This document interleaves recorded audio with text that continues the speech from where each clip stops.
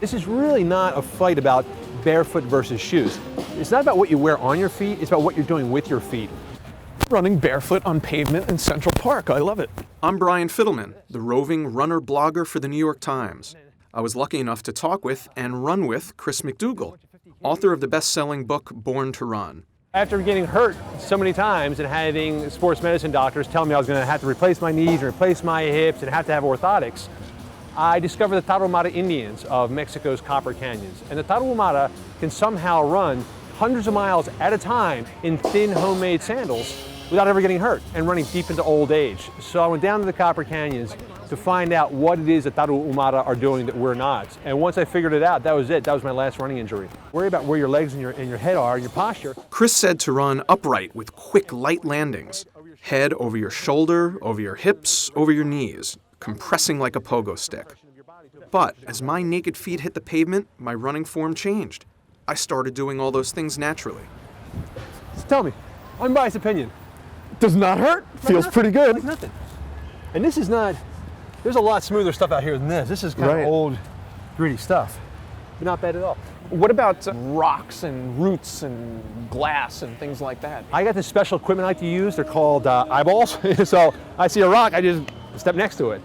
There's a lot less out there than you think. And another major misconception, people will always say, well, maybe the human foot is designed for soft, natural surfaces, but not for hard, man-made surfaces.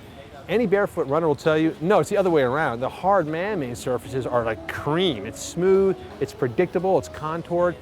It's nature that you gotta watch out for. What's the longest run you've done so far with completely barefoot? I think about 15 or 18 miles. Yeah, out in Amish farm country in August too, so. Wow. The notion of running barefoot turns conventional wisdom on its head. This idea of going without any shoes at all seems almost absurd when you first hear it. Conventional wisdom is what humans have been doing for 2 million years.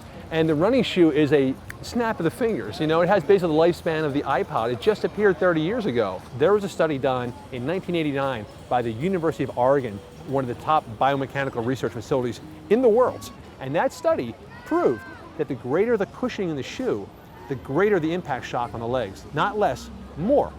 That was 1989. Okay, that's more than 20 years ago. And what has been done? The shoe's gotten thicker and thicker. You got this raised heel, this supported arch, this squishy sole. I mean, it's ridiculous. It's literally like running in a pair of women's high heels. It's so sad what's happened with running. We turned it into this self-conscious work ethic. Once you feel like you're moving with no effort, you know, you're just bouncing up and down, then you're about ready to go. And then all you want to do is just go. The one cool thing about running in bare feet is that it's a great regulator. You can't overpronate, you can't overtrain, you can't overstride. If you're in the middle of a long run and your feet start to hurt, you're done for the day. I mean, does your feet feel like lighter and quicker? Yeah, I think so. I was expecting to try a tiny stretch barefoot, just to see what it feels like to ease into it. But as Chris and I chatted as we ran around Central Park's asphalt path, we kept going and going and going. I was enjoying the reaction from the other runners. I asked Chris questions about his book. Next thing you know, we had run a full 6-mile loop, barefoot, on the pavement. Now, I would recommend running shorter distances at first because the tops of my feet were a little sore the next day. But the skin on the bottom of my feet, no glass, no blisters, no problem. 200-year-old farmhouse, it turned. Doesn't it feel like, again, like you shouldn't be doing this? Like this is something forbidden you're getting away with? Right.